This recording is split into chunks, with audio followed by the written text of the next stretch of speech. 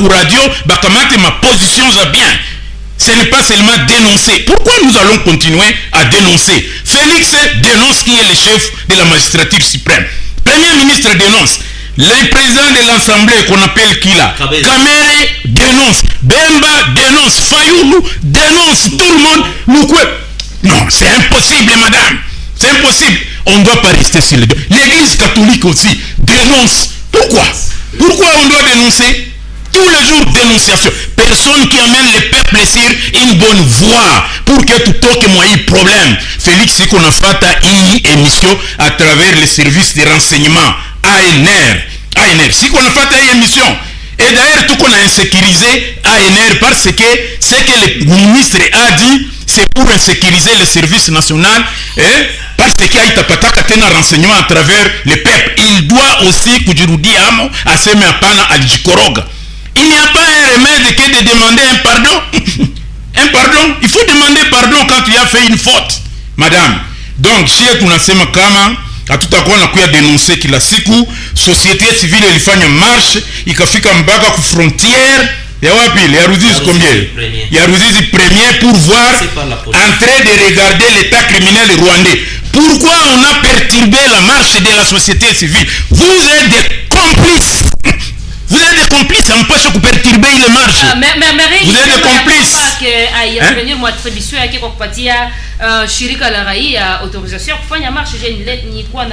Mais est-ce qu'il y a beaucoup barua?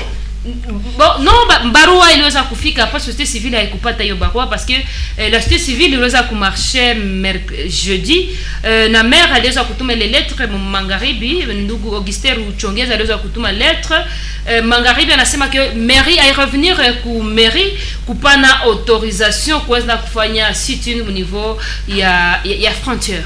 Mais ça, c'est juste une politique. D'ailleurs, il y a une frontière. Cette frontière n'appartient pas ni à Félix Tshisekedi, ni à Paul Kagame du Rwanda. Les deux frontières appartiennent au peuple congolais et au peuple rwandais. Vous ne pouvez pas commencer à vous approprier des choses qui ne vous appartiennent pas. Non, c'est impossible ça, madame. Jusqu'à preuve du contraire, c'est nous les peuples. Moi, si on m'appelle à n'importe quelle cour, quel tribunal, je vais dire la même chose que je suis en train de dire ici, jusqu'à la Cour pénale internationale. Ces frontières-là... revenir quoi, il y a frontière pour la situation sécuritaire, tout à revenir. Mais la situation sécuritaire veut dire quoi? On va revenir quoi, il est voilà, donc... par rapport au minerai, si tu nasema tout minerai ya site kivu haitatokaga huku tena na kule kwenye kuko ba chinois kwenye baangali ile manger zenye biko nazo ni manger zetu, ce n'est plus pour eux parce que ce sont des voleurs, des fripons, ce sont des voleurs, des fripons biko banakuya banakamata nos minerais, ils partent avec en Chine na en connivence avec l'état criminel rwandais parce que ndio njia yabo yenye biko banapita amu. Hakuna njia mbili biko napita, c'est toujours au Rwanda. Primaire ya kama ndio primaire gold. Mais il y a danganya bato pas nous avons l'argent, nous avons ceci, on va faire ceci, on va... Non, ce sont des corporations de l'Union nazie européenne et américaine. Il a utilisé les Rwandais, il a utilisé le maudit régime de Kigali qui a utilisé par Primaria. Par primaire, comme on dit, primaire gold de ceci de Madame Sifa. Attention de ce qui se passe au Congo. Hatutatoka mwayi utumwa kabla hatufanye soulèvement collectif à échelle nationale. Hatutatoka. Mais merci Newton Kasinde. Job Mbula par rapport na mambo ya madini jimboni Kivu ya Kusini. Unaweza kufuata namna gani hatua gouvernement atia en garde mtu ambaye ataweza kushota famille présidentielle kwamba inakuwa mo exploitation ya minerai mo province ya site Kivu. Est-ce que il y a un moyen pour ça kuja sortir kwa province? Moi au sujet de c'est-à-dire l'objectif principal de la marche de la société civile c'est quoi juste de la dénoncer famille présidentielle que j'ai connu dans l'exploitation des sites minéraux à site Kivu. Je crois que ça c'est possible parce que c'est possible toute une société civile yenye haikuchunga ifanye kazi yayo jinsi inapaswa kufanyika, inafanya marche juu ya kutaja jina ya famille présidentielle ndio iko nyuma ya exploitation illicite ya minerais. Je crois que hii situation est qu'on a traversé pour le moment. Job, si on peut revenir Makadogo, marche ya shirika la raia haikuwa kwa kudénoncer na kusema s'il te plaît, ilikuwa ya kusema kama famille wanasema kwamba dit non au dictat de Kinshasa, wanataka province ya Sud Kivu ikuwe développée, na wanasema le minerai ifaidie ku Congo, kama ba Chinois oui ils peuvent venir d'une manière légale na wanakuwa wakiheshimia cahier de charge, donc wanapita mu normes zote, mais c'était pas marche ya kusema que bana dénoncer famille présidentielle. Moi j'étais là nilifata discours ya président de la société civile mwenye bitu tulimfuata sisi sote, na wakati aliweza sema kino batu biko nyuma ya hii ni famille présidentielle nilifata, mais ça c'est regrettable. C'est vraiment regrettable. Kitu yenye sisi sote inatupiga sana ni kuona matière sans ville or avec tout cet argent là inapatikana, mais inakuwa iko muko cacophonie mu précision par rapport na montant, par rapport aussi na quantité ya ile malengo ile inatugusa sie wote, na wakati société civile ilisema ke ile matière ilipasha profiter ku Sud Kivu, là c'est bon, ile tunaappuyer kusema ke matière iende tena Kinshasa njoo irudie tena huko sijue, parce que tunajua mode de gestion ya autorité yetu ni kupiga mpango, huyu anabeba kidogo, huyu kidogo. Kitu ilikuwa $800,000 leo inakuwa $400,000, ingine inaenda mkundelupe atu comprendre ilikuwa tuko na mavideo kwenye gouverneur yuko na sabia ile maliasi iko na sabia inafika ti 12 diku inakuwa 10 ile malengo inakuwa 10 diku inakuwa 8 monta tuliona ilikuwa Jombula kama jana aliweza kufuata kipindi ya Radio Sven, tulikuwa naye député provincial Namvano mwenye anafanya porture mwana. D'ailleurs c'est elle l'initiatrice wa hiyo délégation kwa kutraquer bale ba chinois. Ile ilikuwa dilengo anaonyesha kama zile zingine mbili ilikuwa ni ce sont des chambre et consort ndio ilikuwa. Mais Jombula, ma question de savoir s'il te plaît, ma question de savoir Job, kwa nini UDPS a été impliqué, parce que à travers le vice-gouverneur mais hatuone participation ya vice-gouverneur moi affaire ya kutraquer ba chinois. On sait pas c'est comme UDPS a été qui province et décoller ou bien namna gani. Bon, il faut jouer comment province que gérer. Il faut jouer la province que gérer namna gani. Nous savons tous ici que vice-gouverneur c'est pas si on le prend où il se prend lui-même comme un agent au gouvernorat de jouer. Ça je l'ai dit. Gouverneur, vice-gouverneur, j'ai impliqué mon affaire fulani à province. Je le dis, je suis de l'UDPS, mais il y a Furaishi. Donc, on est aux allènes, donc. Tout à fait, il est tout naïsema. Vice-gouverneur, on n'a pas impliqué quoi. Ma grande affaire, il y a une petite province. Malheureusement, c'est comme si ils m'ont intéressé. Et ça, nous déplorons. Problème est à ma minerie. Je pense que nous avons le service de la DGM ici en province. Wakati bale ba chinois baliweza kuingia province, est-ce que qui les a identifiés?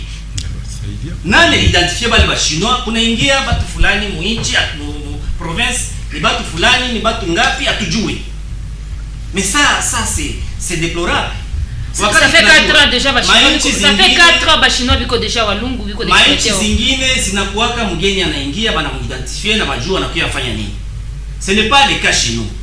Wakati bale ba chinois balingia, il fallait tunajua banakuya pour combien de temps, batachimba matière, ile matière itaenda wapi?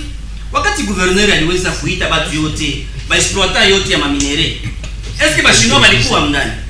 C'est une question kumuuliza. Wakati alilita ba exploitant yote ya matière, wa Shabunda, wa Fizi, wa Mwenga, wa Lungu, est-ce que bale ba chinois balikuwa pale? Est-ce qu'elle va identifier? Na wakati alisema que non, dès maintenant, ba exploitant bot ya matière. Wakati munachimba, bali tujengea hapa batima wanasema njo ni batima ya raffinerie. Ile batima bajenga hapa ya raffinerie, hii ndio itakuwa na raffiner matière hii. Depuis ko pale rapport gani tulishapata que non, cette fois-ci tulipata malengo fulani yenye raffinerie yetu ilifanya kazi hapa, ba exploitant balikuwa pale bakarafiner matière. Donc il y a problème avec ça, c'est pas Kinshasa ndio na kwa bloquer. Non, écoutez, mais c'est au niveau de la province ou bien il y a une attribution il y a niveau national. Eh non, moi je connais ça en tant qu'habitant, en tant que citoyen. Kulipasha kwa suivi. ile matière ça banasema iko kama société gani ile malengo itatoka kule inakuwa 300 lengo inakuwa 3 lengo juu nini baki tabakia na yango kidogo fulani na hata kamata kidogo ça et puis makuta yote ya province inaenda vile. Moi je condamne venye balipana ile décision ya kusema makuta ile tena Kinshasa ile $400 ile tena Kinshasa. Non makuta speech ya liwali makuta yanapatikana kwenye banque au niveau ya province. Mais gouverneur au niveau ya province atuambie ile wakati video yake kuna circuler kuna sabia malengo donc ilikuwa scoop ilikuwa kwa précipitation kusabia mjuzi. C'est une autorité de la province. Vous savez il y a pourquoi manque ya communication entre ces chinois na liwali parce que il y a pas même un interprète. Sina mwenye atalipokea na mimi nilipasha enda lomba yangu parti. Napasha enda lomba yangu parti. Kwa ile 400 nyingine wanatia en tant que citoyen napasha enda lomba parce que yeye peke alisabia 800,000. Na tuko naona na video hiyo. Ile ifike huko na kwa 400,000. Il est dans le système encore à tout comprendre. Mais non, kama tunapasha fuatilia hii société civile iache kujiacharner contre famille présidentielle ba fuatilia ile $400 et 400,000. Il y a pas longtemps nilisikia hapa la société civile je répète hawakusema famille présidentielle j'étais là j'ai lu même le mémo ambao likuwa ils ont dit banakatala dictat ya Kinshasa parce que il y avait de rumeurs ambao wanasema kama makuta na kuya kichukuliwa kusudi de Kinshasa mais la société civile a dénoncé mais n'a pas parlé la famille présidentielle. Ça société civile ilisema ni jouer 400,000 oui c'est comme 400,000 ingine lipote balisema ni jouer nilisikia ya pas longtemps société civile biko na pia mule baliwapatia kama $440,000 biko na wana entre yabo mule le 40,000 fulani anapenda bebe autant oui ce sont les choses des réseaux sociaux on peut pas considérer ce sont les histoires il y a réseaux sociaux moi je dis société civile ikamate responsabilité yake. La même question inaweza kupoze kunene Bintu anaonyesha que ce sont des fausses rumeurs société civile haikupokea hata pesa kidogo wao ils ont organisé cette marche comme état la société civile na wanakuwa na souci ya province ya Sud Kivu Job. Mais il y a pas de fumée sans feu. Il fallait ça va réclamer les 400,000 yens dans finance ndio kazi tuko nachunga bafanye ile ndio kazi tuko nachunga bafanye ba réclamer 400,000 yens na wapi kwa gouverneur parce que ils financer parce que ba biko financer na mfanye marche juu ya kunisutenir mieux juu ya kudefendre si juu montant non société civile mais moi je suis dans le parti politique Job oui il on va réclamer société civile il dépêche au pouvoir mais il dépêche haijompliqué kumambo inapatikana pourquoi maintenant mnakuwa mkilaumu shirika la raia ambayo iliweza kuonesha uzalendo na kusema kwamba inaomba province iavance kwa kulomba hiyo mali isaidie province. C'est bien na tunabapuye kwa ile mais yenye tuko nayo besoin pour que ile franga bana réclamer ici province mais montant yote ionekane 800,000 yote ionekane et puis 12 lengo ionekane comme ça tujue tutasaidia province namna gani si jilimite tukeno ilikuwa 800,000 tubakie tufunge kimya non c'est pourquoi tuko na lomba vice gouverneur en tant que vice gouverneur d'un parti au pouvoir a dit impliquer moi situation. Parce que j'aurais appris que wakati ile mabitu kwa na sabile ba franga ilikuwa na sabile na malengo bali mkwense. Est-ce qu'il était là d'ailleurs? Bali mkwense. Non, est-ce qu'il était là? Non, il va m'informer. Il n'a pas été informé.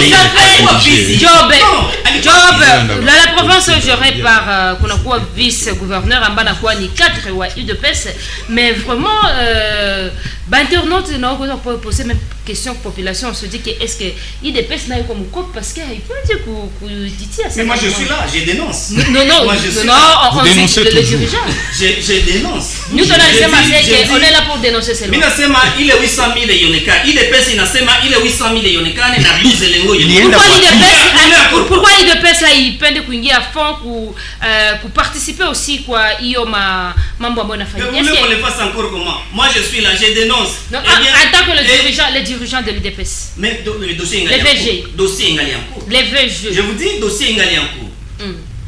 Dossier en cours, tuangalie kutafikia fasi gani, mais je sais que tutapata solution et le reste le 400,000 yenye kupenser quelque part tutaipata nayo parce que ba image iko ilionyesha kama ilikuwa 800,000. C'était une erreur de comptage monsieur Djombula. Non. C'était une erreur de comptage Djombula. Gouverneur atatuambia polepole Il y a la société civile qui a parlé de compter et ils ont trouvé que il y a 50 000 la société civile a bouffé l'argent. Merci. Merci Job Mbula. Willy, 30 secondes. Accent dada Sifa, unaona kwamba mwenzetu John ambaye wanaongoza nchi kwa leo anakuwa akihatahata kwa sababu hawajui waende wapi. UDPS ilikamata pouvoir na haikutayarishiwa kukamata pouvoir. UDPS ilikamata pouvoir na hawajui watakuja kufanya nini. Na ni wao ndio wanakuwa wanalialia kama watoto wadogo na kusema kama nchi haujui inaongozewa aje na wao ndio wanaongoza. Anasema sana société civile aseme ilikula rushwa. Asante sana kwa sababu wametuambia kama wao watu wa UDPS wenyewe wanaongoza nchi wanakuwa wanapana rushwa kwa société civile. Tunawapigia asante na hiyo ni uongozi mzuri na muendeleo hivyo, lakini mjue ya kwamba sisi shirika la raia wasuja ambao tungali hai tunasema tutapigana na nyinyi mpaka sherehe. Merci Willy.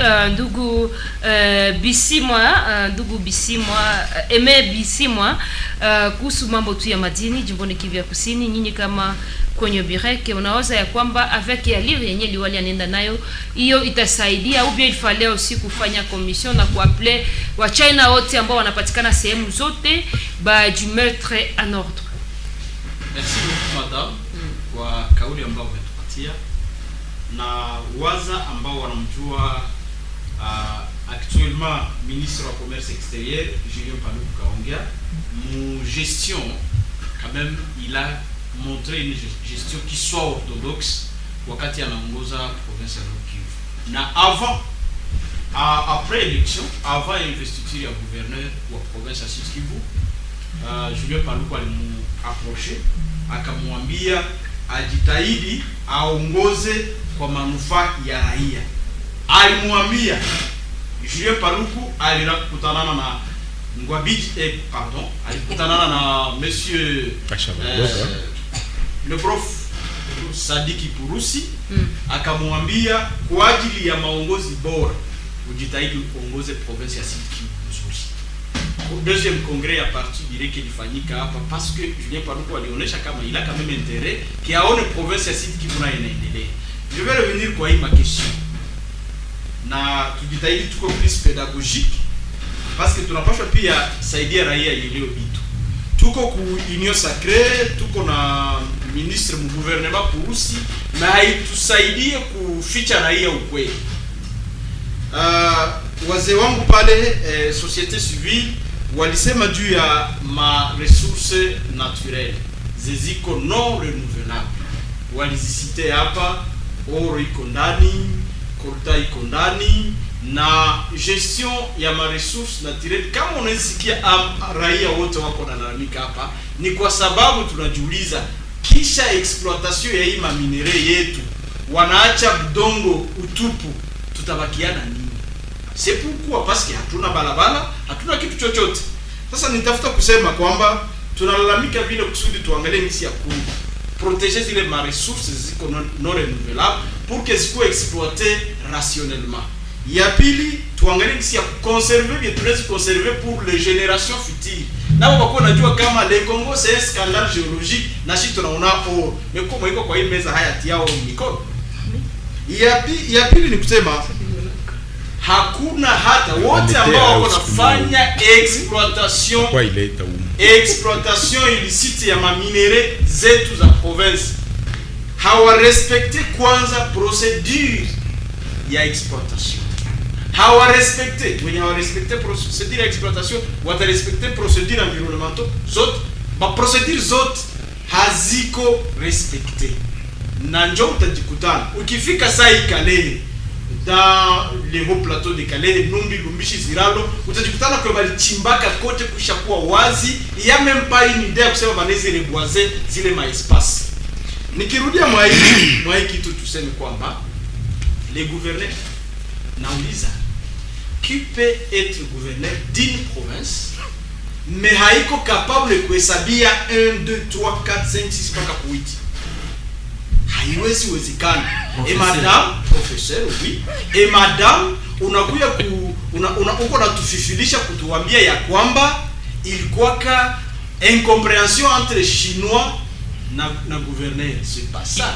Kama ulifataka, parce que procédure ni gani madame, kama ulifataka communicateur le cordon de la scène de communication ya gouvernorat, akasema hii information pour une grande chaîne, hii information c'est la vraie information vérifiée, ilikuwa 800,000.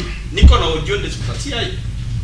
Niko na audio ya cordon celle ya communication. Hakutoka ku cabinet yake kwenda ku emission na haya soma PV ya saisie ya zile makuta. C'est-à-dire ilikuwa façon ya kufurue population. Et je regrette kuona société civile iliwezaka vala kitu kenye haikuelewa. Kukivala namna gani? Parce que hapa banaanza sema société civile ilihesabiaka. Vrai, société civile ilihesabiaka na baisha hesabi. Na baisha retirer ze bange pas retirer. Et donc kitu kingine kenye mimi natafuta kusema hapa banasema que aba batu balikuwa ka sans papier. C'est faux. Banasema balikuwa na permis de recherche. Permis de recherche banatokaka kwao, banapita ku ministère ya mine, banapita ku cadastre minier, na cadastre minier inabapatia permis de recherche. Na mwaile fait ya deplia ya kami ya cadastre minier inaonesha kama propriétaire wa permis de recherche anezi transformer en permis d'exploitation wakati ana satisfaire au travers rapport à le soumettre. C'est que inezi kuwa ilikuwa permis de recherche à travers ma collaboration balikuwa nazo na ba autorité bandani ba inchi soit ba province na au niveau national, ana transformé en permis d'exploitation. Permis d'exploitation sasa nayo permis d'exploitation wakati banakuwa biko nayo banatuambia namna gani code minier article 156 yayo. Article 156 ya code minier inasema que chaque aire géologique créée inakuwaka iko délimité en surface et en profondeur par le ministère. C'est que ministre provincial, division à mine, cadastre minier, biko okura ya existence ya aba chinois en province. Donc ils ont caché le gouverneur et dit ça c'est parce que gouverneur chinois banakuwa déjà na 4 cool le gouverneur na ke inone province. Ni kwambie kama ministre provincial iko nommé par le gouverneur et son chef hiérarchique ni gouverneur. Na ma information zote zeziko lié kumine anapaswa mettre au courant ya gouverneur soit au travers note technique soit au travers conseil des ministres, ana expliquer situation yenye alikutana na mu secteur yake. Na kitu kingine kenye kiko kina choquer roho za wakongomani bisi mzee wangu pale wa société civile alimaliza kusema. Comment expliquer lengo unajua lengo ndio nini? Lengo haiko poussière ya oro. Lengo ni déjà minerai yenye kwa transformer. Na haiwezi kuwa transformer, haiwezi kuwa raffiner kwenye hakuko izine ya raffinerie. C'est que moi les zones biko exploité muko possibilité kukua raffinerie tous les laboratoires zote ziko. Ndugu yangu na préciser wakati ministre aliweza kuattraper ile 17 chinois baliweza kusema kwamba ces chinois kule ambao kwenye wanajenga huko Rubimbi Tubimbi Walungu na kuwa Karebo kunakuwa kabisa hiyo mambo yote. Donc wa China wanakuwa wakifanya hiyo mambo yote ma procédures zote za kufanya hiyo oro hiyo kama or pire consort ils ont ça. Et oui, ndio mimi natafuta uliza ndugu ya Mungu. Huko kilima yenye iko mwa province unezienda ko na manjanja na mbao unapigilia nyumba unaijenga na hauone chef de village hapo kuuliza wewe nani. Hauone chef de groupement hapo kuuliza uko nafanya nini hapa. Hauone chef de chefferie kuuliza hii kilima yangu unakuja jenga sasa vile nani. Et que donc nous devons comprendre biko spoté na police. C'est ça. Ils sont avec la police et l'armée même. Procédure yenye gouverneur angepaswa fanya kama alikuwa vraiment mzalendo wa kuenea, hawezi ona mtu wa kuingia msite akose chef de groupement, chef de chefferie, chef de division wa mine cadastre minier banakuwa na baja partout, c'est que ils étaient au courant de tout. Donc Che Guevara anasema la direction.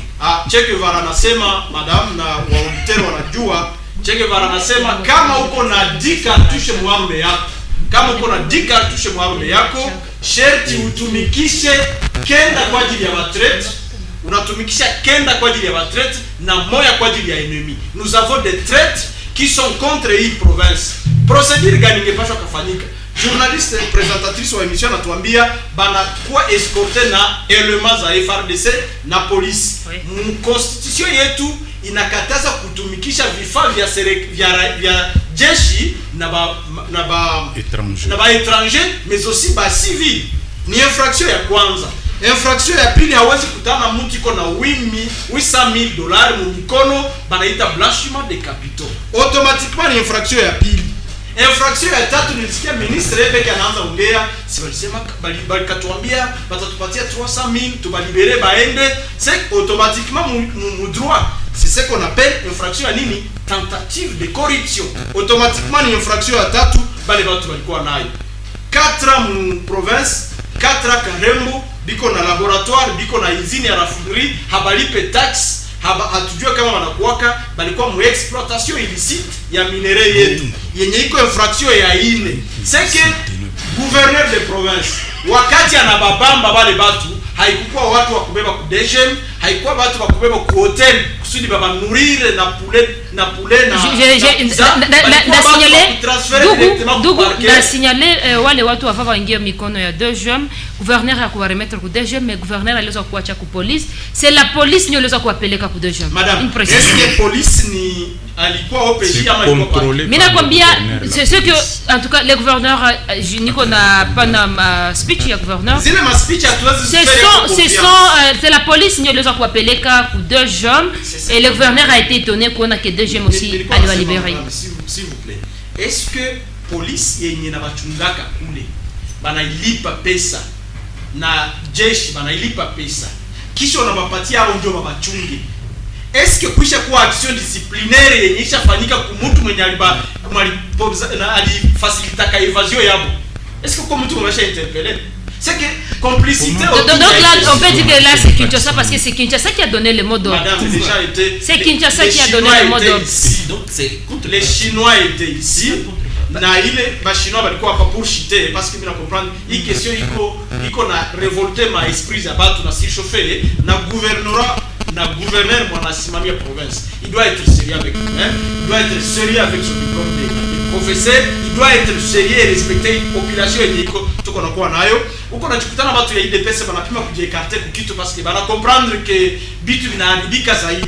Nous on veut que gouverneur yakuwe cohérent mu maéchange zake lorsqu'il anatuma mtu cellule de communication ku radio bako basha kuwa na précision kukila kitu. Ukiangalia vitu visivyo nafanyika c'est imbroglio moya hivi yenye haikoke. Ni kusema nous on veut que kuwe transparence mu gestion ya province. Na kama hatuna viongozi ambao wanasimama wako shupavu, les Chinois vont venir de la Chine na bana exploiter na banaenda na bakanadie watakuya bana exploiter na banaenda kwa sababu tuko na viongozi ambao hawapendi raia, wa viongozi ambao hawatumike kwa manufaa ya raia. C'est inconcevable niambie kama usine inaweza patikana à quelques 60 km mais gouverneur de province n'est pas au courant. Ministre provincial wa mine hajui, cadastre minier hajui. Si c'était moi, bale bote depuis comme ile chaîne ni batu ya kutia hors d'état de nuire, banatia batu heshimia uongozi kwa sababu iko inconcevable niambie mtu asiana document et pourtant iko na permis de yalipataka kutoka cadastre minier. Cadastre minier iko hapa. Cadastre minier iko hapa, division ya mine iko hapa, ministre wa mine iko hapa. Finalement, rien ne contrôlé par le gouverneur. Ni kusema gouverneur n'a pas choix de revenir yamo na niangalie conseiller juridique wake. Est-ce qu'il a des conseillers? Est-ce qu'il a des conseillers de banezi mpatia mzee hivi ndio kazi inapaswa tembea, hivi ndio tunapaswa ifanye. Au kama iko nabo mais hapendi kubasikia, là on va constater et c'est là que nous remettons la question pour mikono ya député ben habiko corrompu parce que niliona liste ya députés corrompus, je vais le dire, de baisha anza pour soutien kwa gouverneur, heureusement il n'y a aucun cadre direct mwenye alisigné kwa ile barua. Mais merci soutenir le gouverneur haimaanishi kama mtu anakuwa corrompu ndugu ya. Ça c'est pas ça commence. Dire soutenir le gouverneur ça haionyeshi kama ils sont corrompus. Merci. Tu dois manger ce ziko na tuna comprendre kwenye vitu biko naenda. Les députés sérieux wanapaswa prendre les questions avec considération parce que nous ne voulons pas que province iendelee na sombrer parce que nous avons quelqu'un qui n'est pas à la hauteur ya kazi yake. Merci Albert Matabaro kuhusu swala madini hapa jimboni Kivu ya Kusini. Unaona inaweza kuona vile kama wamoja waliweza kumanifeste na kusema hawataki exploitation kiolela ya madini mu province ya Sud Kivu. Ndugu Albert, unawaza nini inaweza kuwa mume? Est-ce qu'il faut organiser de marche chaque fois? Est-ce qu'il faut kudénoncer na hiyo tasaidia jimbo? Kwa kama tulimarche ilikuwa juu ya kusoutenir l'université de Kinshasa. C'était ça l'objectif. Il doit quitter les numériques. Ce sont ces gens-là qui exploitent nos numériques. Parce que j'ai tout comprendre que comment expliquer, arrêter 17 Chinois. Après les 17 Chinois, qui apprendre miraculeusement, mystérieusement, ces 17 Chinois, 14 Chinois vont libérer. Nani mwenye va libérer à ces Kinshasa. C'est là que cette fois-là, ça va nakamata watatu. Dada si. Ça va nakamata wale watatu. Makawatosha kwa ile maminere. Tout le monde kashanga kasema on doit quand même soutenir le gouverneur. Parce que il y a pas de walimtrahi bakamhimilia. Mais là pour la deuxième fois, si vous êtes tous ensemble pour soutenir cette fois-là il minere. Parce que Kinshasa est complice. La présidence est complice. Vous pouvez le nier, mais moi je vous dis que pas de votre complice. Et je vais démontrer. Je vais démontrer, papa. Voilà. Moi j'ai dit ceci là aussi. Vous savez que le gouvernement provincial est mettre en garde quoi kusema hiyo famille. Hypocrisie, il est une hypocrisie politique. Ça doit cesser. Et c'est grâce à ça qu'il faut ma misère. Dans ce moment là, kuambia wale mashino watatu. Bana babana wanatosha kwa malengo dogo. Tukaambia kuruhusu. Sasa tulikuwa mbele. Tukamwambia mzee cette fois-là hii malengo siende na mabu. Itika tu kama ni démission ka démissionner. Mais hii makuta na malengo baziutiliser pour que zijenge mabarabara kwenye balizitosha. C'est comme ça qu'on a dit à tous. Tukamwambia malengo bazifanye atele pour que basi transformer hii makuta batie vyo tupasi moya. Bisiende Kinshasa. Jo nikienda Kinshasa havitarudia tena. Kurusi akasema na mimi napiga kumeza hii mabitu haikaeli. Mais jusque jana comprendre tena comment expliquer à la toute tena kibarua aseme non acha déposer notre justice.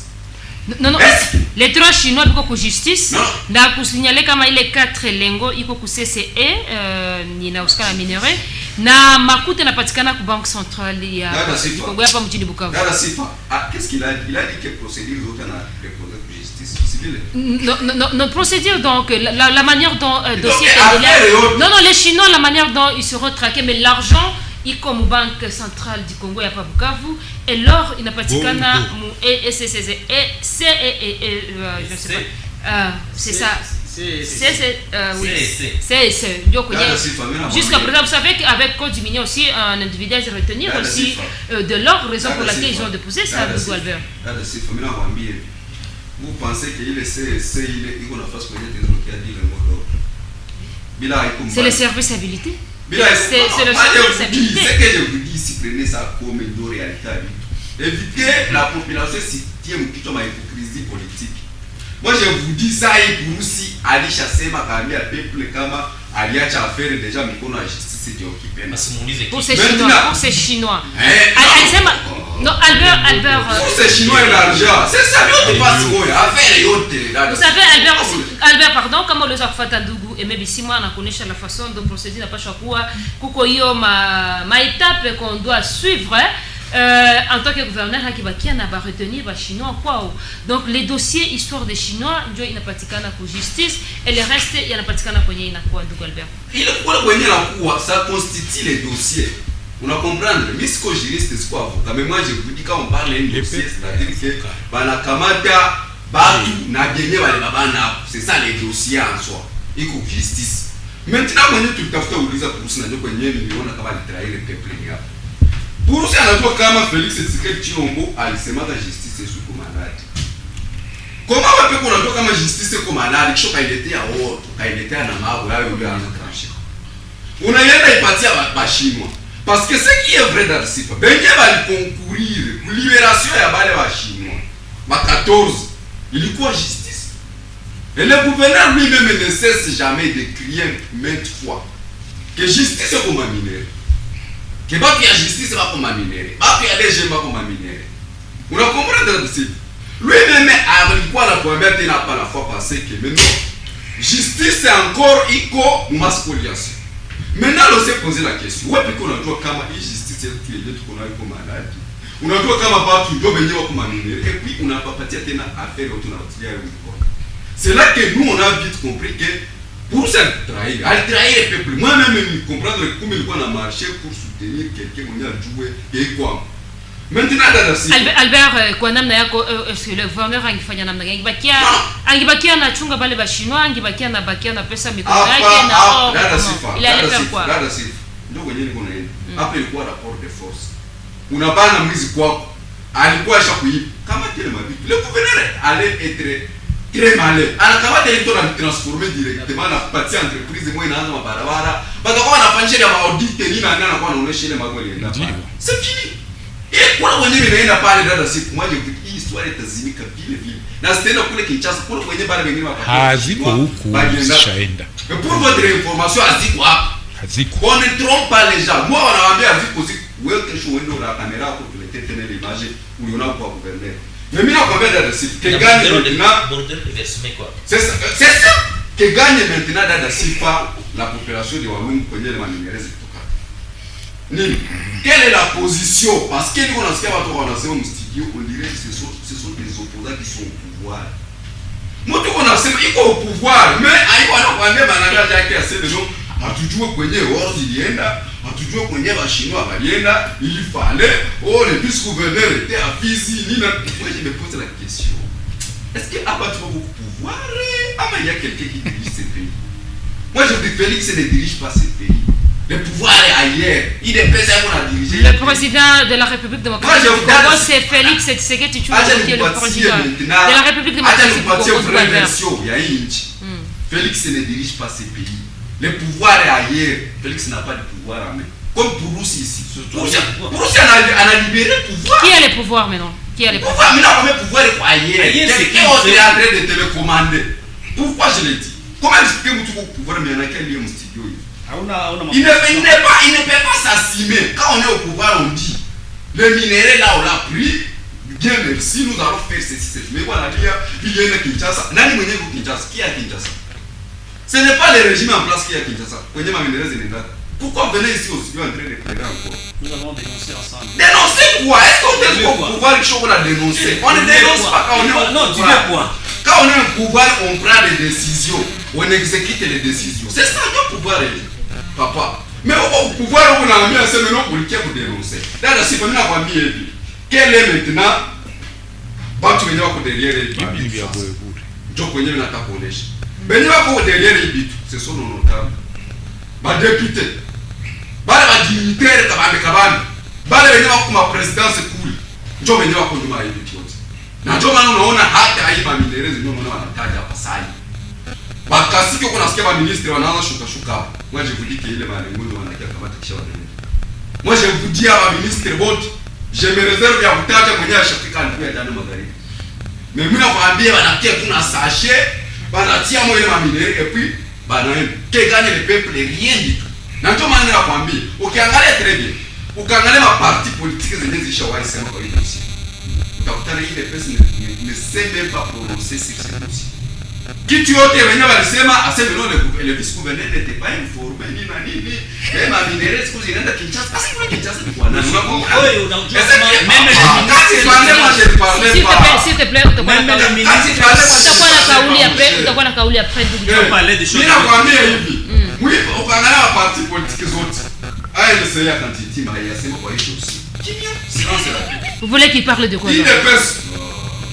Question minérale, là c'est donc uchumi ya nchi, ndio ekonomi ya nchi. Tout le monde c'était l'occasion. Kwenye mimi opposant niliamuka nikaenda nikasoutenir Urusi nipata l'histoire. A fortiori wenyewe wako pouvoir. C'était l'escroquerie yenye lionyesha waziwazi, c'était l'occasion ya soutenir Purusi. Donc c'est là que j'ai vite compris que Purusi kona moyo ya kudirige, mais pouvoir yenye iko ndani ndio yenye na mkuru. Et voilà, sous Félix Purusi ataendelea na kupata mahumiliation. Na kile wote mwenye atakuwa iko na akili atapata tu mahumiliation mwenye régime la Félix Tshisekedi.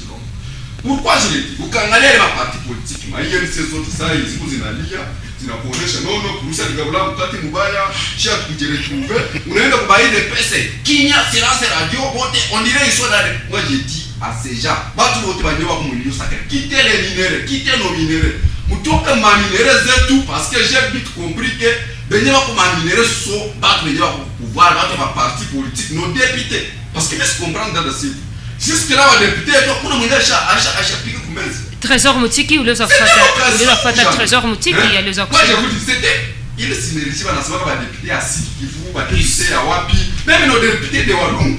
À part le moi mwenye et d'ailleurs donc on a dénoncé. Moi je suis en train de le dire clairement. C'est elle qui a dénoncé. Béatrice ça fait depuis le régime ya Ngwabidji alikuwa na dénoncé mais après chapata accompagnement. C'est maintenant qu'il a l'accompagnement ya gouverneur. Voilà, job politique yeshie tulifunzwa ile kwa famille. Faro anakuambia papa kote beaucoup parler pour aider ce pays. Il faut soutenir. Moi je soutiens cette dame. Actuellement, j'ai soutenu le gouverneur autrefois mais ça jana nisikali panel minere. Mimi nikasema moi je ne peux pas être derrière un énergumène parce que mimi finir s'il te plaît. Que pour aussi s'il te plaît le problème c'est quoi? S'il te plaît Albert, des fois quand il faut parler et des fois il faut apaiser vos mots. Vous ne pouvez pas appeler quelqu'un énergumène na tuache yase kupita ku micro radio c'est maintenant. En tout cas vous pouvez retirer, c'est bon. Merci de continuer. Mimi nakwambia vidada ça énerve, ça énerve. Chez moi c'est Walungu. Walungu juu toke mu lycée mbako fike Walungu mvule kinyesho unafanya 2 jours. Mais ile malengo liona zinapita pale. Zina asfalté ile barabara ya pale. Maintenant kwenye niko na shangala, na ndio kwenye niko naona ki batu ya Walungu nao ba complice. Comment expliquer? Le gouverneur anaonesha wazi. Et ndio gouverneur wa kwanza dans l'histoire. Depuis mina ona gouverneur anaonesha oro. Bachishako balipita, tuona wanaonesha oro.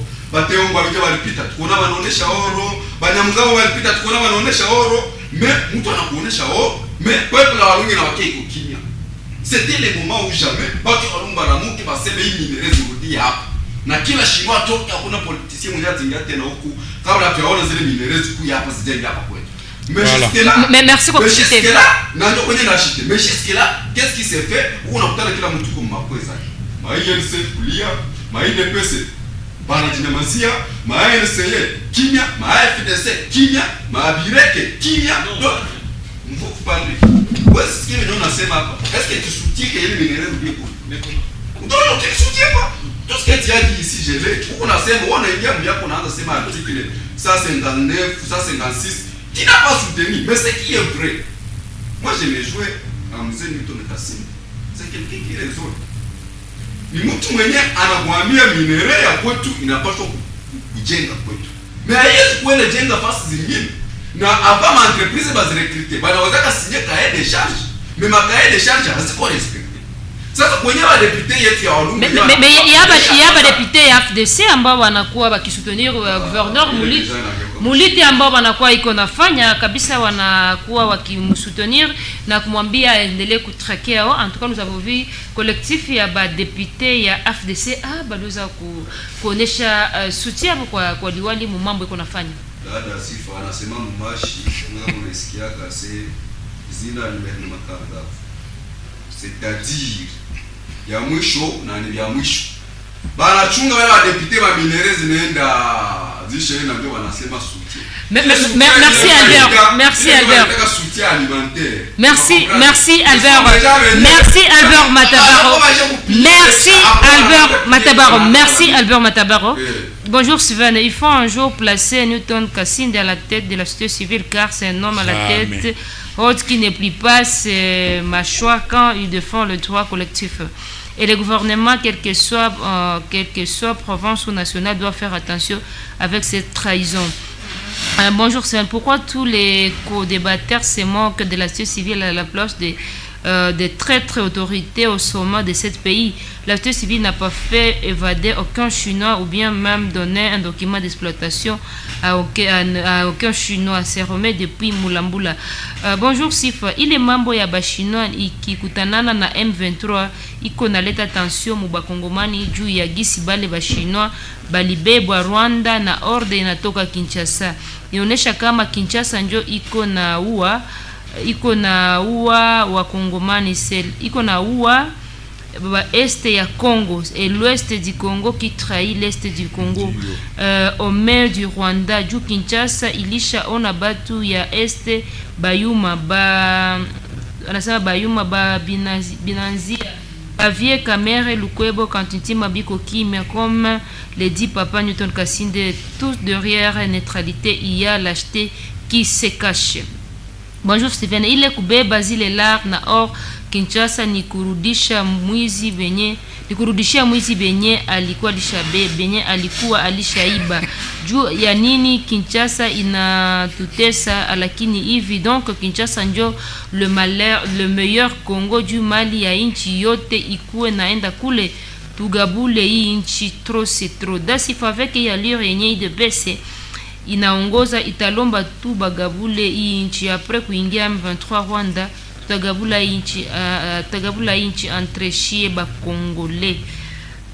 Ujumbe ingine inakuwa ikisema hivi bonjour journaliste ni Joe Pabagira, mina furahi sana kusikia sauti ya Newton Kassinde. Mwambie Newton Kassinde asimamie société civile njo population juu ya population ya kuma territoire ipigane na bale bashinois mpaka kumwisho. Non, on ne peut pas dire population ifanye mambo yenye itaeleweka. Bonjour Sven Media, ni Kulimushi Jean Paul kutoka Brasserie. DG wa DGM ni notable wa Walungu lakini akatorokesha bashinois. Munapenda bikuwa bale ba notable ya Walungu bote bana profitaka kwa bile biko na ndo maana abata sema kitu na DG Kashantale ni ho cadre wa INC na kwabo ni Walungu. Bonjour Sven, message nafika des fois non comment kabisa ku ujumbe ambao nafika mais tutaweza kuanza paske mimi na muda wetu inakuwa kisonga mbele. Nouveau rapport ya Nations Unies inaonesha ya kwamba ni nchi ya Rwanda ndio inakuwa ikipiganisha nchi ya Jamhuri ya Kidemokrasia ya Kongo, na kwa pamoja tutaweza kufahamu masanksio gani ambazo zinaweza kuwa contre ba agresseur. Lakini ndasoma kadogo rapport ya Nations Unies na vile ilizoandikiwa. Nouveau rapport de l'ONU du 27 décembre 2024 pointe du doigt l'armée rwandaise RDF d'avoir appuyé l'AFC et M23 en vue de s'étendre considérablement, notablement dans le territoire de Walikale, riche en minerais au nord Kivu. Selon ce rapport, l'armée rwandaise utilise une technologie militaire de pointe qui assure la suprématie militaire et de la coalition AFC M23 dans le petit nord. La coalition AFC M23 a pris la cité de Rubaya qui possède la plus grande mine de colta de la région de Grand Lac. Elle a mis en place une administration parallèle qui contrôle les activités minières, le commerce, le transport, l'imposition de minéraux produits. Au moins 150 tonnes de colta ont été frauduleusement exportées vers le Rwanda et mélangées à la production rwandaise, donnant lié à la plus grande contamination jamais enregistrée à ce jour des chaînes d'approvisionnement en minéraux dans les régions des Grands Lacs. Les experts des Nations Unies renseignent en outre que le gouvernement congolais, malgré les appels répétés à mettre fin à son soutien aux FDLR, a continué d'utiliser les troupes Wazalendo et les FDLR comme supplétifs dans la lutte contre la coalition FC M23 et les RDF. Les conditions et les calendriers du désengagement de la RDF ont été au cœur des accords entre la RDC et le Rwanda, recadra la conclusion d'un accord texte kabisa inakuwa mrefu. Uliona appel ya Dr. Denis Mukwege ambao anaomba communauté internationale ifanye masanction contre Rwanda parce que inakuwa ni pays agresseur ya nchi ya Jamhuri ya Kidemokrasia ya Kongo. Je commence toujours avec Newton Kassinde. Oui, je commence avec Newton Kassinde. Rapport ya Umoja wa Mataifa inaonyesha mara tena Rwanda ambayo inakuwa kisoutenir AFC na inakuwa kisoutenir M23 kwa kuweza kuagresser nchi ya Jamhuri ya Kidemokrasia ya Kongo. Il y a le prix Nobel moyen na lomba kwa sanctions contre ces pays na waambi wa retirer même des troupes au niveau de la République démocratique du Congo. Est-ce qu'à nouveau la population de la République démocratique du Congo peut croire à ces rapports na kuwaza kwamba il y aurait une stabilité au niveau de l'Est de la République démocratique du Congo? Madame, mie nilikwambia sana nilikia humu kama je n'ai pas même un grain de confiance à l'ONU. Je n'en ai pas et je n'en aurai jamais. Je n'en aurai jamais parce que l'ONU, madame, c'est une organisation criminelle au même titre que l'OTAN. C'est au même titre que l'OTAN, l'ONU.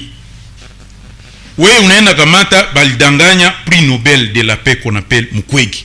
Il a été trompé et trahi par le même genre. Vous ne pouvez pas prendre quelqu'un, vous le retirer de son territoire, vous l'amener kule kwenyu à l'Occident collectif et munasema anakuwa prix Nobel. Par la suite, vous tournez derrière son dos, vous partez occuper son pays. Mais madame, est-ce que... Mais madame, il faut quand même que tu aies un cerveau et qu'on a réfléchi. Notre cerveau ne doit pas quand même avoir de l'eau glacée à l'intérieur. Mukwege a été trahi par le gouvernement occidentaux. Parce qu'il y a différence entre le gouvernement et la société civile occidentale. C'est la société civile occidentale qui nous aide à dénoncer les mal des gouvernements occidentaux. C'est la société civile qui nous aide kutuambia ke biko banatayarisha complot fulani huku juu yenu. Mais tous ces gouvernements occidentaux là-bas habasaidiake Mukwege. Mukwege, c'est la société civile occidentale qui est avec Mukwege. Mais les gouvernements occidentaux trahissent Mukwege. Il a demandé des sanctions contre ces pays agresseurs. Mais est-ce que c'est la première fois que Mukwege demande les sanctions depuis qu'il a eu le prix Nobel, même avant? Il demandait toujours les sanctions contre l'État criminel rwandais. Ces sanctions n'ont jamais été opérées. Benye bako banafanya vita au Congo. Madame, tutakuwa na répéter kila siku ndio watu basikie. Bebi konafanya vita mu Congo, nil n'ignore que cette organisation criminelle appelée M23. Kwanza nye ba journaliste ndio munabaitaga ba rebelle. Vous aussi vous êtes des complices. Vous êtes des complices parce que munaitaga M23 c'est même des rebelles. Non, ce sont des agresseurs. Des terroristes, ce sont des terroristes. Mais ce sont des agresseurs. Les terroristes sont des agresseurs. Bale batu ya Kinshasa, Radio Nationale, nawe inajipermettre kwa naita M23 ba rebelle. Ce sont des...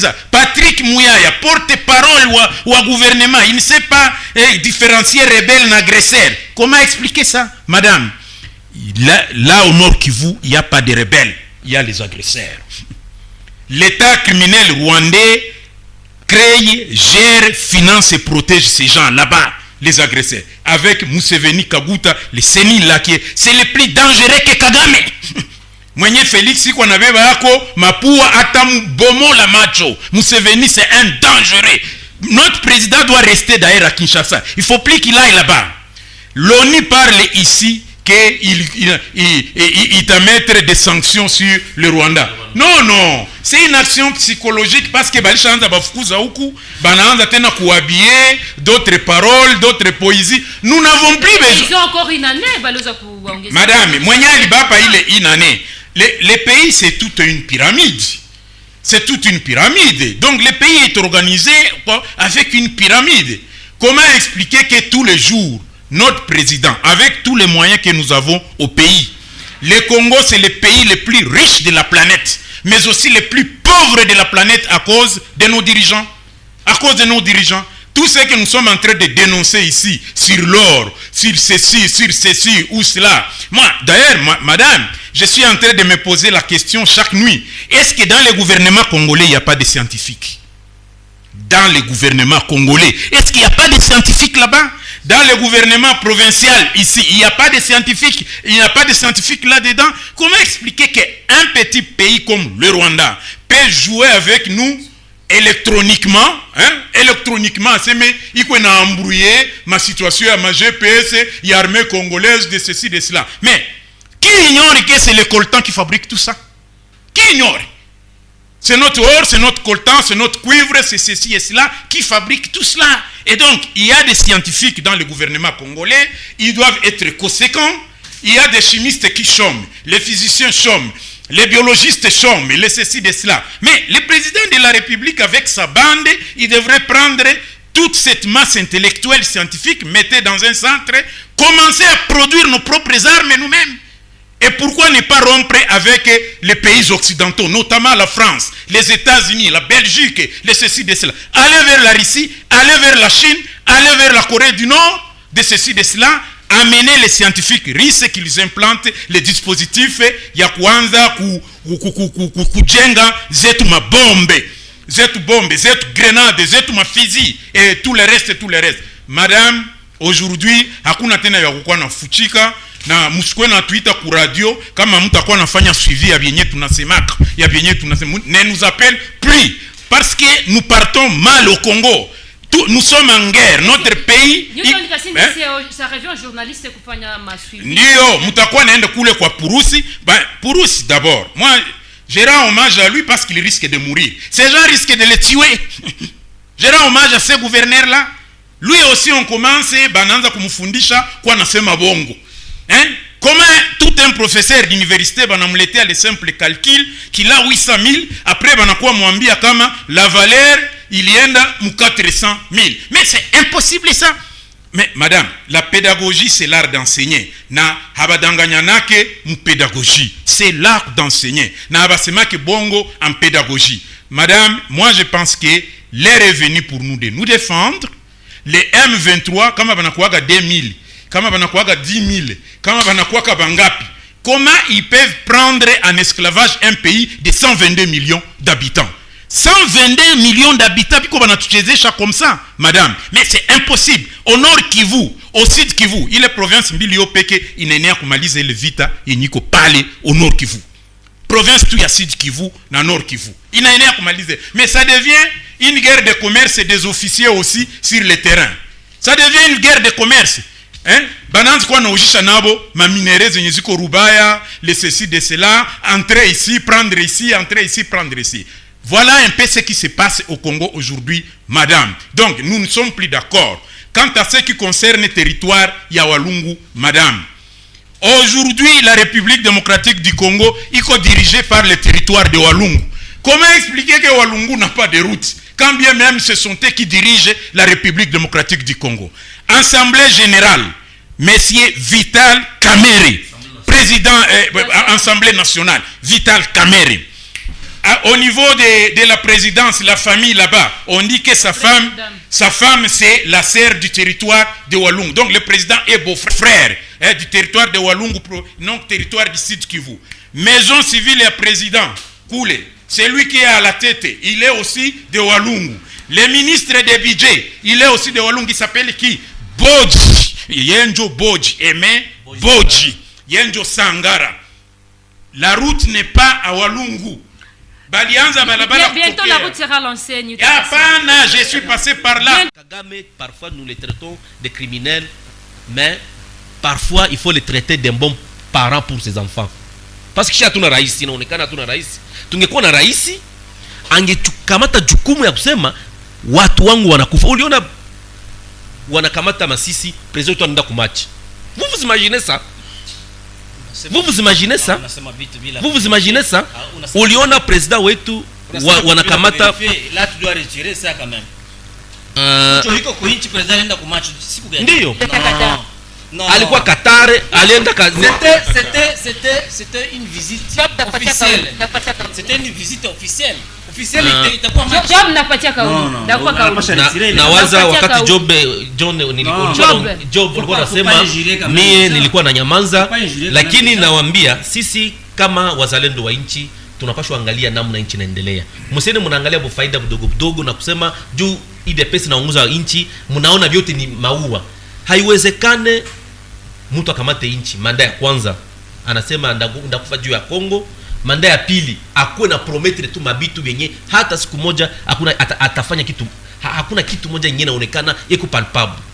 Uniambie siku depuis vite naanza si Nord Kivu siku gani Felix ashashuka Sud Kivu wala Nord Kivu aseme mimi nakuya ikala hapa pendant une semaine niangalie kama hivi itaisha. Mumwambie vile kunivyo ya Willy, merci kushite. Ashuke Sud Kivu, ashuke Sud Kivu wala ashuke Nord Kivu, angalie kama amalize nefiske une semaine, angalie kama vita ya Nord Kivu itaisha. Newton alisema hakuna arme yenye nguvu kushinda raia. Haya kuwaka. Na ndio maana tuna interpeller komanda wa la police, hizi maservisi ya ANR na maservisi zingine, wakati raia itasirika bitakuwa vibaya zaidi. Na hivi wakati ngali wakamate wafanye kazi, wasikuwa wa mercenaires mchiabu, wakuwa na saidia waporaji wa Kongo kupora mali ya Kongo. Kongo itabakia moja na Kongo itabakia indivisible. Huyu mwenzetu shite ndugu. Kwa kumaliza ninasema kuko watu wameandika message ya kusema tugawe nchi. Tunashindwa jikontenir na kushindwa kujere nchi wakati tungali pamoja. Sasa wakati watatukatakata vipande tutakuwa dhaifu zaidi. Ndio maana yenye inabakia ni kujitia fasi moja na kugombanisha uongozi mbaya. Tuangalie kama nchi tunaweza iongoza na tuipatie watu wenyewe wanastahili. Hapana ile pesa kwa unakuja kupuvua kumikuru na kusema na shia tu ngisi biko vinaenda na tu ngisi biko vinaenda na shito tunaambia gouverneur. Merci ndugu Willy. Merci ndugu Willy Job Mbula pour cette situation sécuritaire pour le moment au niveau ya Nord Kivu inakuwa kunakuwa shirika la raia ambayo inalomba mipaka uweze kufungwa. Ngasinyale kama vendredi, jeudi société civile mu niveau ya Kamanyola iliweza kubakia hapo. Hakuna commerçant wachuruzi wadogo wadogo ambao walivuka Rwanda, wa Rwanda kavuka Congo. Le vendredi matin, Rwanda ikafunga mipaka yake pendant plus de 6h à 9h. Ilikuwa ikifunga mipaka yake ile siku au niveau ya Kamanyola. Hali ya usalama inaendelea kuzorota jimboni Kivu mashariki mwa DRC, na Umoja wa Mataifa inasema ya kwamba ni nchi ya Rwanda mara tena ndio inakuwa ikiweza kushambulia nchi ya Jamhuri ya Kidemokrasia ya Kongo, na wamoja wanaweza kuomba kukuwe ma sanction contre pays agresseur. Si wewe unaona kama hiyo itaweza kuwa kitu muhimu? Na watu wanapaswa comprendre que nous avons un état et cet état est dirigé par un chef de l'état.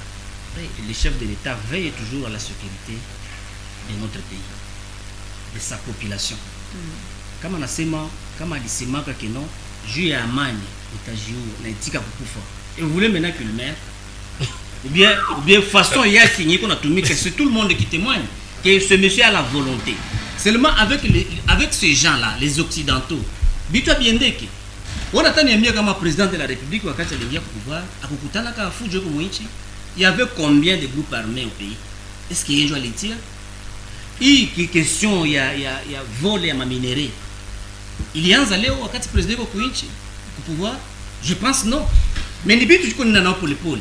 L'état ne se transforme pas en une année même. Wakati ilikufa pendant des années, unapenda comme il est là, il fait ça magie baguette magique comme ça bitu yote biko échanger au même moment. Non, ce n'est pas ça. Et surtout quand vous parlez du nom, le nom du président de la République, tu dois avoir quand même du respect quoi. Parce qu'aujourd'hui bit tu gagnes pour que inchi ikamate ya mali. Et vous-même vous êtes là, tu n'as pas au micro, on sait ma ville mais tu kienda inchi utasema non. Le président a la volonté, mais peut-être il est mal entouré par ses alliés. Alliés gagnent, ce sont ces gens-là les occidentaux. Le malheur du Congo c'est d'avoir. Pourquoi ne pas rompre avec ces occidentaux? C'est ce que je vous dis. Le malheur que nous avons c'est d'avoir la Belgique comme métropole. Mainchi zingine zilikuwa colonisées na Anglais, quand même il y a la paix. Na bale wanapiganisha. Mais la Belgique qui incarne la capitale des institutions européennes, hakuna kitu biko natufanyizia. Ces gens-là contrairement nabo banaingia moi les cadences les Français, les Allemands, les Anglais biko ndani et les Américains. Nous tous tunaweza penda nchi yetu ikuwe na baadie comme la Russie, des États voyous. Mais la Russie, mfano lipana hapa ya Corée du Nord, tout ça, c'est les souhaits. Mais on y va molo hawezi lamuka kusubuhi tu pa. Mzitu alisema hapa société civile anasema l'ambassade ya Rwanda ingena fonctionner Kinshasa. C'est faux. Wakati le monsieur a été expulsé, qui n'a pas vu les images? On peut expulser l'ambassadeur, mais l'administration reste. Voilà. Mais vous êtes mal informé. Vous êtes mal informé, moi j'étais là. C'est ce que je Wakati te dis, tulimarché, tu comprends pas. nous avons Demande marché. à Félix, Moi j'étais là, wakati tulimarché Kinshasa, Moi et vous. pour ambassade ya France. J'étais là. Ambassade Je ya vais France, vous aider. population On n'est pas contre vous, je vais vous Non, aider. je vous dis que L'ambassade là fonctionne. ça ne fonctionne pas. C'est faux. Physiquement, le monsieur est parti. Mais Propagande. l'administration reste. Propagande de faux bruit. Moi je crois que Appelle Question- ton chef Félix et demande-lui qu'est-ce qui se passe dans cette. Mais merci nous sommes question tulisema tunasema hapa juu ya rapport ya ONU juu ya question ya vita yenye tuko nayo mwinchi kwa leo. Je pense que gisi nilisema hapa rapport zinatupita. Rapport ça ne produit rien. Ai produire kitu. Mimi naanza kama tuachane na bali balie ingilikuwa mzuri, tuachane na Occidentaux wanatusumbua. Il faut quitter les, il faut kutoka mu Nations Unies. Il faut kutoka mu Nations Unies certainement. Il faut kutoka mu Nations Unies. Parlez ça aussi de votre état-major. Non, comprendre comme alliés les risques ils sont sérieux qui bengine. Ça on est d'accord avec ça. Moi je l'ai dit que banatusumbua, ces gens nous embêtent. Amani tutaipata wakati tutachana na ba français, wakati tutachana na ba anglais, ba allemand. Ndio tutapata amani. Faut pas le dire au micro, il faut le dire mon parti. Tant que bale batu bangali, amani hatutaipata. Jo ile tulipenda tuzungumuze. Mimi nawaza kama bitu itachanger d'ici là parce que bitu tutasema leo changer. Ça va changer un jour. Vous êtes au deuxième mandat, ça va changer quand? Vous voulez que Au troisième mandat alors. Mais il y a des améliorations. Oui. Pourquoi Les améliorations passives. Je peux répondre à mes questions. C'est ce que j'ai dit. Ok. Tuchungi. Wakati kwa wakati. Wakati tuko mvita, wakati ingine vita itamalizika. Ndio. Tulikuwa na periode hapa ya Covid, c'est tout le monde qui disait que haitamalizika. Mais ilifika ikamalizika. Mais Job, est-ce que population watakia patienter au moment que kuna kwa population endelea kufariki kila mara? Mais les efforts sont là. Ça il kuna kwambia Ruba des moments l'autre ça va tomber. Ça je vous dis. C'est sur les FARDC. Les FARDC. Oui, nous saluons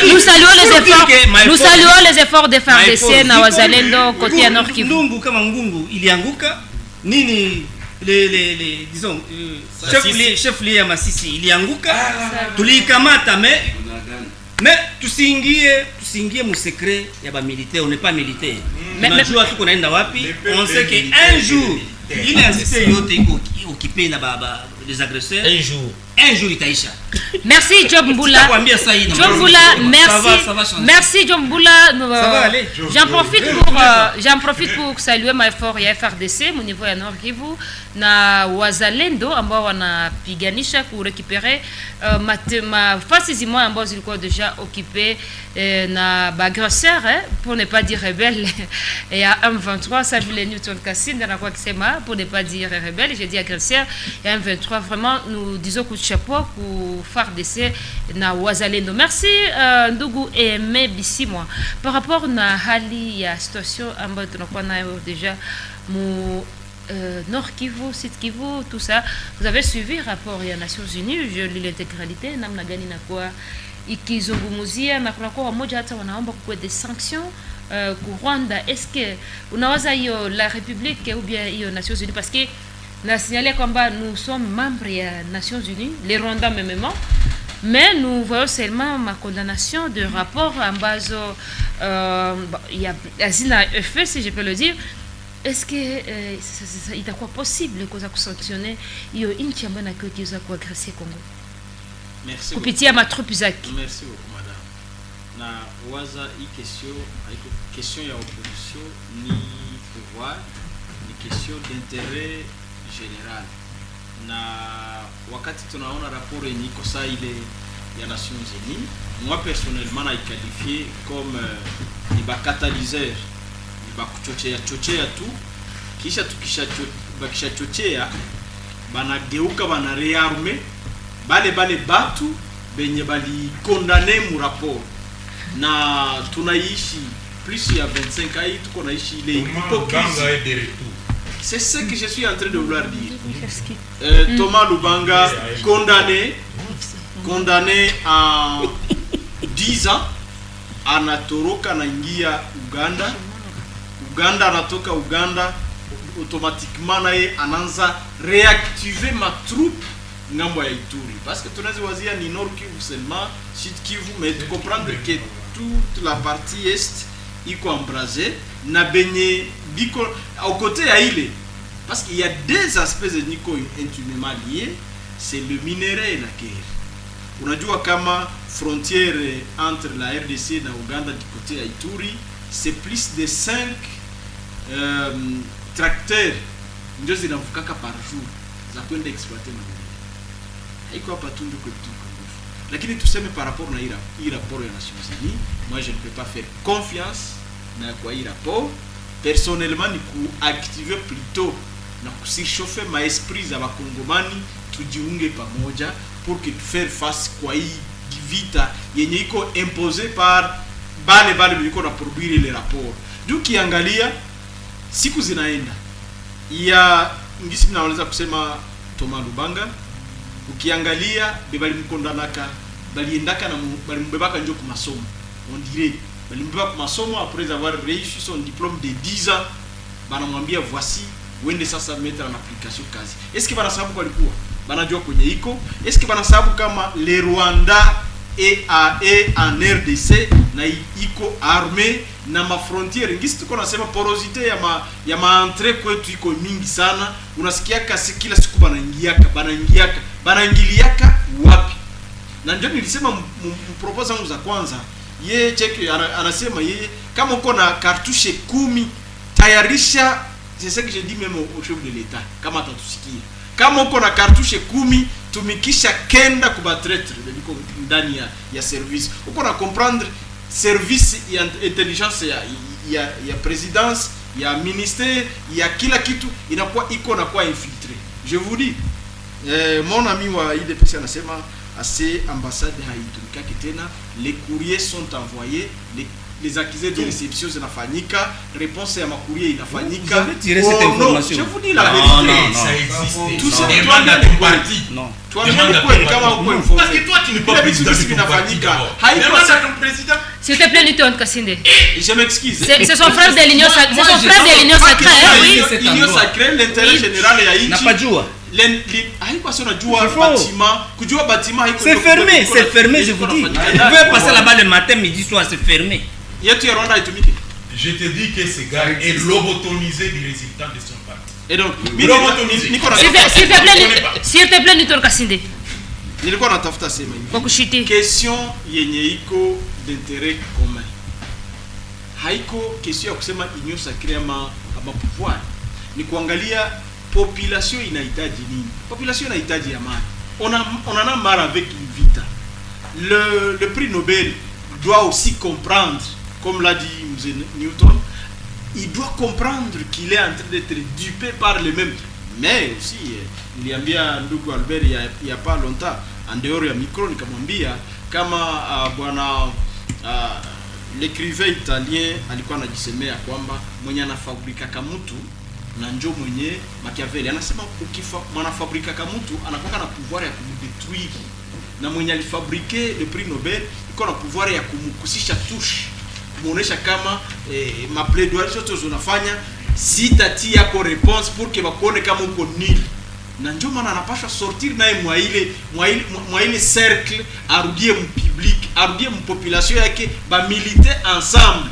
Le militantisme yenye tatsaidia population ipate kwenye tikonaenda. Par rapport na hizi masanction, par rapport na hii rapport, kuconclure kwangu ni kusema ya kwamba chef de l'État que je salue le courage qu'on a fait, parce que nous avons suivi les amis dire non, apparemment il y a kiongozi. Je certifie et je le répète, le pays a un président de la République, le chef de l'État Félix, qui se donne, il a le pouvoir, il a ce courage, il fait des voyages non seulement pour rencontrer les potentiels partenaires fiables. Na usiwazie kama burafiki na ungiwaka kusiku moja.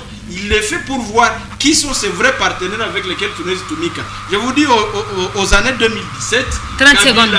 Kabila était en train de sortir mon côté yaba occidentaux pour se tourner vers l'Asie, bamingi bakamwona comme si il ne comprenait pas la situation, mais alikuwa sha comprendre situation, aka comprendre qu'avec un français, avec un belge, avec un anglais munezi ongea, ce sont les littératures ndio zitakuwa za mingi. Pourtant quelqu'un de l'Asie, un chinois, un japonais, un coréen, munezi traiter naye anakurespecter kwanza na anakupatia juste valeur ya question ya problème yoko nayo. Et c'est ça la mission du chef de l'État. Merci Ndugu Emebe Simon. En Asie, vous le voyez en Asie, c'est pour chercher des potentiels partenaires fiables qui peuvent aider. Merci beaucoup Ndugu Albert Matabaro Kusu. Albert Matabaro Kusu rapport ya ONU na ambayo ni le 27 décembre hapo d'ici l'ilisorte kabisa hapa siku za usoni itoka hapa nyuma. Unaweza kwamba sanction gani inaweza kuwa kwa nchi ambayo inakuwa ikileta vita Mkongo? Wala sifa nishachoka na rapport. Toujours des rapports. Pourquoi les manations zile sanction? Donc bakazi yaba na baka tu pale baba tu sama journaliste, ba reporter, on est fatigué. Baambie wala ba manations zile kama tunachoka. Nishachoka na rapport. Moi-même je n'ai plus envie de lire les rapports là. C'est sommage. Mais moi je vous dis une chose. Un peuple, c'est un peuple qui ne s'apitoie jamais sur son sort et voué à l'esclavage. Ce qui est vrai, comme éviter la persister, c'est parce que en tout cas Félix, est-ce que Dieu quand même a joué comme tu agressé d'abord? Est-ce que Félix est au courant? C'est ça d'abord la question.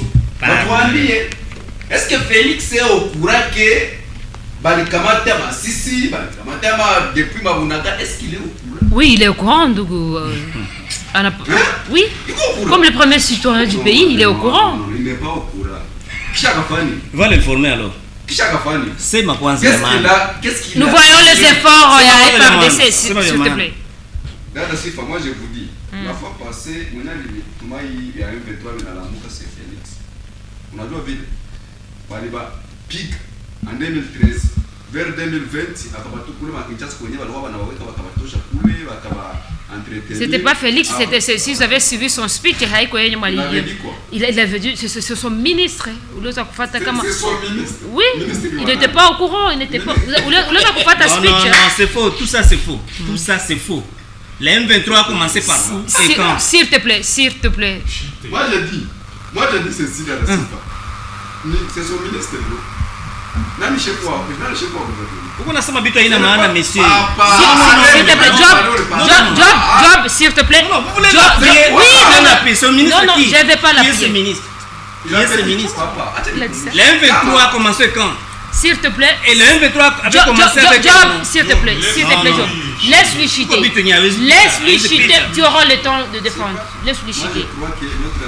Des unités. Merci, vous avez des minutes quoi pour atterrir. Notre ami doit s'informer. Monsieur.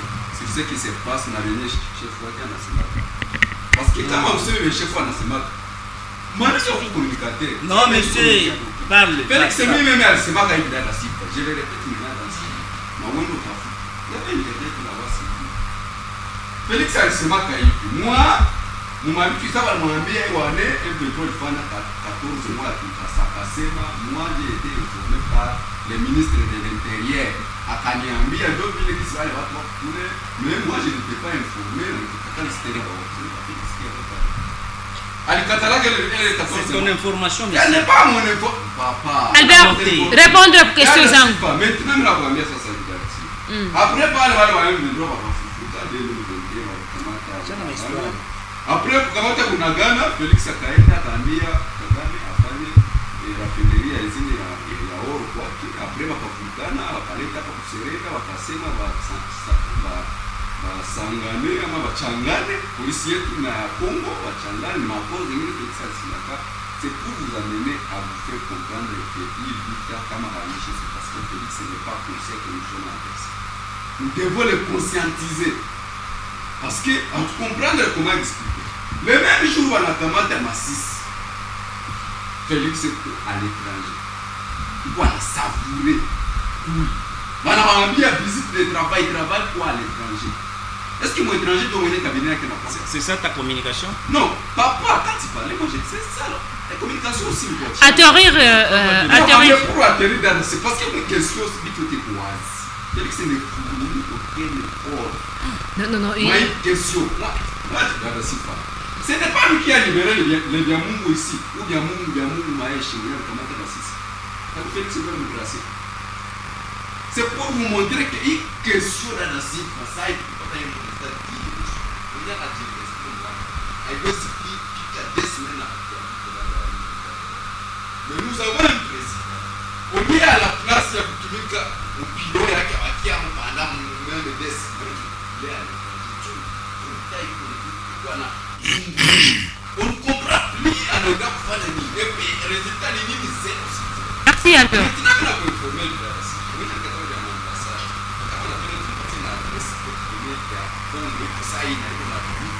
Na Rwanda bisinga kutumika. Hapana kuyo mwanza avec population. Moi je suis chercheur. Wewe mwenyewe uko kama Felix alisema kase leo ba 23 balifika Kinshasa. Tika encore le disait mon. Merci Albert. Donc toi au niveau de l'histoire, moi je crois que rapport il y a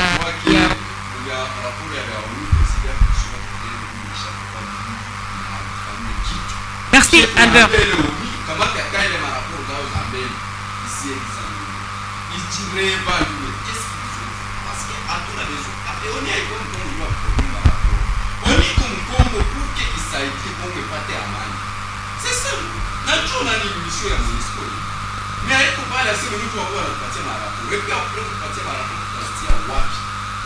Nous savons qu'il est venu dans une guerre économique ici.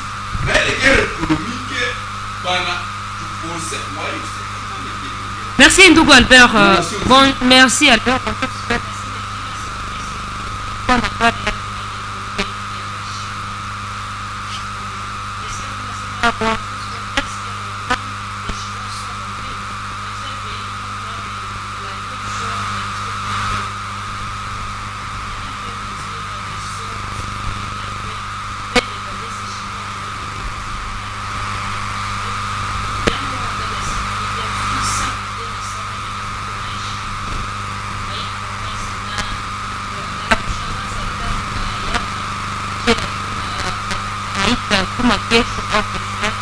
Amuende chunga Bagabe kutoka Kinshasa pia kunasema tunavuza barabara tena. Pole sana David depuis Chimbunda anatuma message ndio nasema bonjour journaliste vraiment c'est regrettable kuona nchi tajiri sako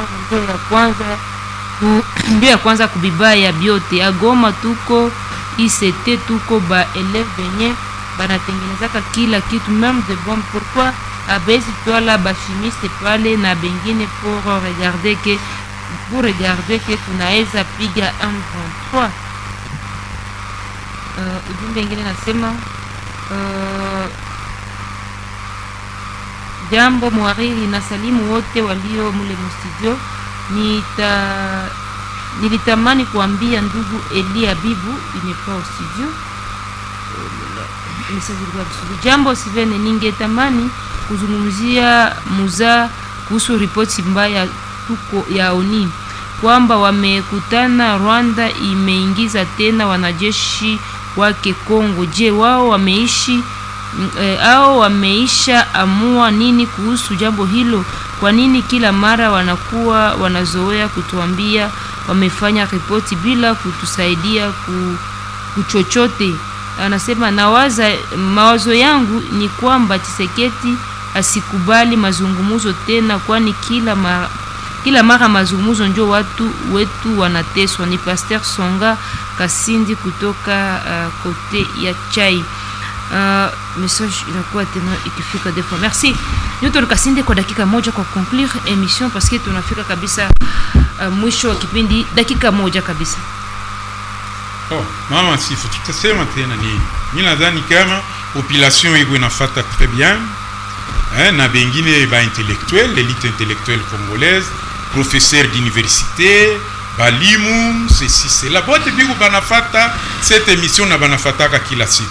Aujourd'hui, moi j'allais dire aux professeurs d'université, ça vu comme auditoire, bakuwa banatola 5 minutes ya avant cours yabo pour enseigner quand même quelque chose pour les étudiants juu ya kukuwa déterminé kwa sauver inchi, parce que tout le monde est là, seulement on croise les bras. Il faut l'autodétermination.